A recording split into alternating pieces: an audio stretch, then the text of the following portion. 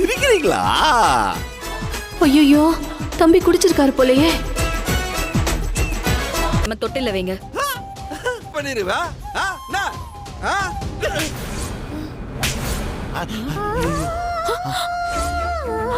குடிச்சுட்டு வந்து கும்மாளம் அடிச்சுக்கிட்டு இருக்க, உனக்கு நல்லா வேணும்.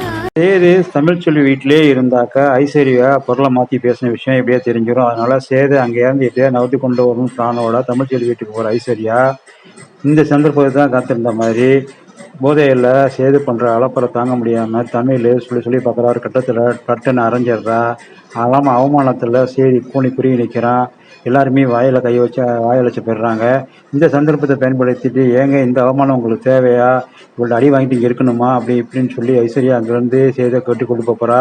இதுவும் இல்லாமல் வீட்டில் இருக்கவங்கள்ட்டையும் ஐஸ்வர்யா ஃபோன் பண்ணி இந்த மாதிரி தமிழ்ச்செல்வி சேதை அரைஞ்சு அசிங்கப்படுத்திட்டா அப்படின்னு சொல்லி மொத்த குடும்பத்தையும் கூட்டிகிட்டு வந்து சேதை அங்கேருந்து வலுக்கட்டாயமாக கூட்டிகிட்டு போகிறாங்க. சேதை மட்டும் இல்லை, அப்பத்தாவையும் அங்கேருந்து கூட்டிகிட்டு போகிறாங்க. ஏன்னாக்கா உன் கண்ணு முன்னாடியே என் மகன் அடிபட்டு அசிங்கப்படுற வேடி பார்த்தானே இருந்த, இதுக்கு மேலே நீங்கள் இருந்து என்ன செய்ய போகிற, கொஞ்சம் கூட கட்டின புருஷன் மதிக்கல தமிழ், அதனால் என் மகன் இங்கே இருக்கக்கூடாது, என் பேரன் இருக்கக்கூடாது அப்படின்னு சொல்லிட்டு பேரன் பேத்தி எல்லாத்தையும் கூட்டிக்கிட்டு ராஜாங்க அங்கேருந்து மொத்த குடும்பத்தையும் கழட்டி கூட்டிகிட்டு போகிறாரு. இதை தான் அந்த ஐஸ்வர்யா எதிர்பார்த்துட்டு இருந்தா. நல்லா காய் நகர்த்த போகிறான் அந்த ஐஸ்வர்யா.